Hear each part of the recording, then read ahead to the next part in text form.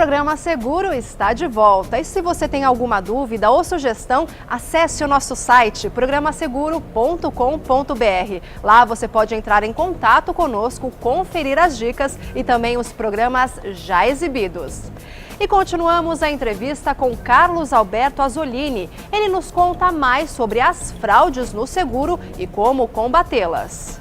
Estamos de volta com o nosso programa Seguro e nesta noite com Carlos Alberto Azzolini. E Azzolini, eu esqueci no primeiro bloco de iniciar com uma questão de justiça, parabenizar você pelo seu aniversário que é hoje. Então, os meus sinceros parabéns e uma vida muito longa, cheia de saúde, junto da sua família. Muito obrigado. Azzolini, quais novidades nós temos para o combate à fraude?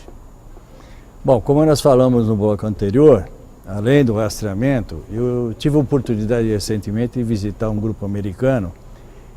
São softwares avançados que permitem, em poucos minutos, uma análise rápida e concentra toda uma análise de prováveis sintomas de fraude contra a seguradora, no sinistro. E isso já está em prática no Brasil? Já tem gente usando? A Azzolini já está usando ou é daqui a pouco? Não. Isso é direcionado às seguradoras. Eu fui convidado a conhecer. Eles estiveram numa palestra minha e convidaram, fizeram um convite, eu fui ver. Achei super interessante. Eles devem lançar futuramente no mercado. Azzolini, vamos mudar um pouquinho o rumo da prosa. A gente sabe também que os estacionamentos viraram um grande problema. A bandidagem vai mudando de acordo com as dificuldades impostas. Como é que está o que a gente chama de RC, o responsabilidade civil garagista, a sinistralidade e para que esses veículos estão sendo roubados? Bom, eu posso até dizer um termo assim bem crasso, é a bola da vez hoje. É a bola da vez. As quadrilhas organizadas, eles viram que se eles atuarem em supermercados e shoppings, eles estão se valendo do seguro de terceiros, certo? Eles se valem de seguro de terceiros, não precisam gastar dinheiro e estão utilizando a gama de automóveis que não são segurados no mercado, eles colocam nesses locais e dão queixa de furto. Ou seja, um fraudador, ele para num estacionamento qualquer, deixa o carro lá e dá a queixa de furto simplesmente? Não. Eles saem no vácuo, nós temos vários vídeos, né? Eu faço algum trabalho para empresas de estacionamentos e eles saem no vácuo, saem atrás de outro veículo, naquele tempo de 10, 15 segundos de abertura de cancela e algumas vezes levam placa que não são do veículo, que esses veículos já foram desmanchados ou serão desmanchados. Então está muito grande. Nós já detectamos 2, 3 quadrilhas aqui na capital. Aí ele volta com aquele ticket do estacionamento e fala assim, sumiu meu carro. Exatamente. Uma comprinha de 50, 60 reais, ele ganha 30 mil reais. Mas ainda você recomenda que a gente pare nos estacionamentos do que deixar os carros na rua. Exatamente. Isso é necessário. É necessário e não tem outra alternativa muitas vezes. Porque as seguradoras precisam observar esse item. E o RC, muitas vezes eles não prestam atenção nisso. E só observar que o número de veículos furtados e os anos deles gira em torno de 2000, ano 2000 é o máximo 2003, 2004. Não tem carro importado, nada disso. É tudo carro de médio porte. E esses carros normalmente desmancham? São para desmanches.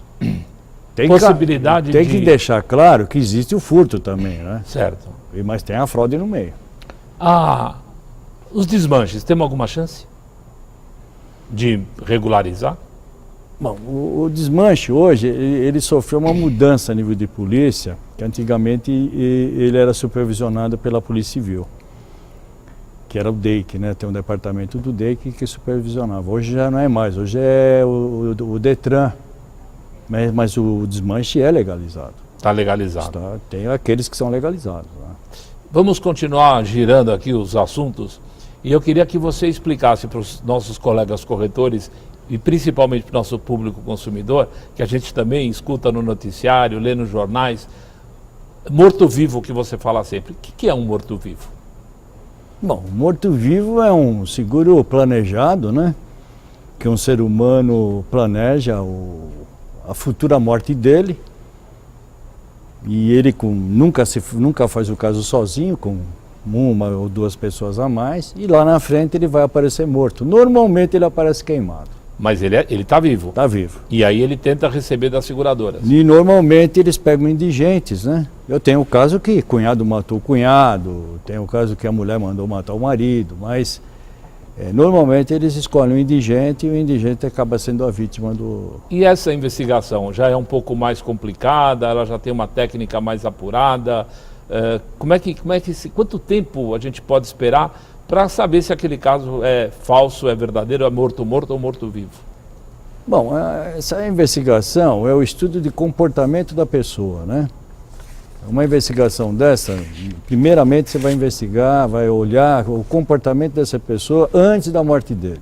O que ele fazia, de onde ele vinha. Situação econômica. Situação socioeconômica dele. Nós pegamos um caso que mataram um bêbado da cidade. E ele era o segurado. Ele era o segurado. Segurado. E só que ele tinha uma procuração de uma quadrilha que ia receber o seguro dele. Na época tinha 6 seguradoras, né? Azzolini, continuando, e o incêndio? Nós já tivemos, você me confidenciou aqui antes do programa e me prometeu concluir o seu livro, que são, depois você vai me dizer quantas histórias são nesse livro, que eu realmente não lembro. E o sinistro de incêndio? O ramo de incêndio mudou muito. A técnica, a câmera, só também mudou muito. Como é que anda a fraude no sinistro de incêndio? Bom, o sinistro de incêndio ele tem uma característica, Boris, que não foge muito. A empresa que ela queima, ela já tem o início estudado. Então, essa equipe que vai botar fogo nessa empresa, ela começa a se formar 6 meses antes, né? Até chegar no momento de captar seguro, ir ao banco, conseguir verba. E no final, vira o incêndio. Por isso mesmo, Boris, que eu me filiei atualmente, desculpe, eu vou até aproveitar a oportunidade e falar do meu grande parceiro, Oswaldo Negrini Neto, que é um perito da Polícia Técnica, que está comigo no Instituto, né, de Perícias, que a nossa pretensão realmente é levar ao mercado a realidade do incêndio. Se realmente ele ocorreu, porque nós também não estamos só para provar que o incêndio é criminoso. Seria errado, isso é super importante. Seria errado eu colocar para você que a linha de pensamento da fraude no morto-vivo ou na fraude do incêndio segue a mesma coisa? Uma empresa com pouca condição, com dificuldade, que vê uma fraude como a saída? Exatamente. A parte social é aquela pessoa que perdeu dinheiro, começou a sofrer uma queda financeira. Ele é um grande candidato a se tornar um contumaz incendiário. E o livro? Quantas histórias são?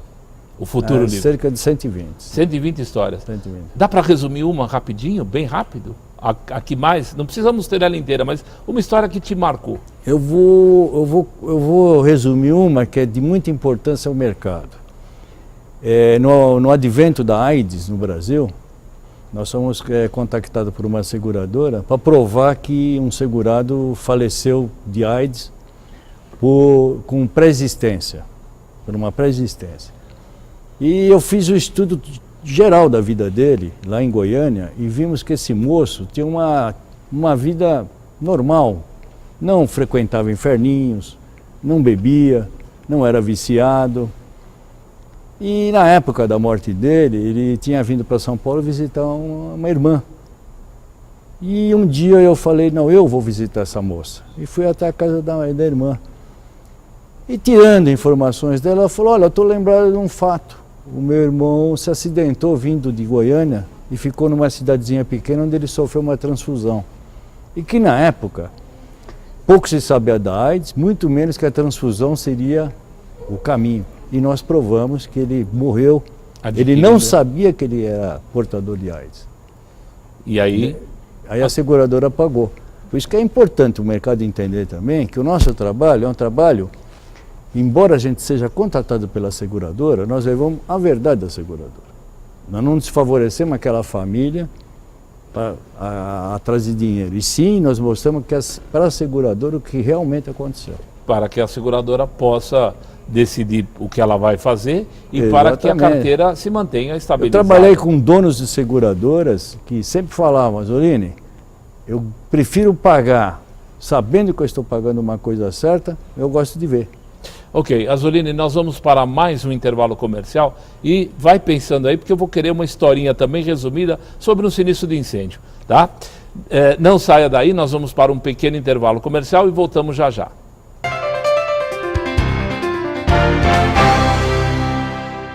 Você sabia? As maiores causas de sinistros de equipamentos agrícolas são incêndio, tombamento, colisão e quebra.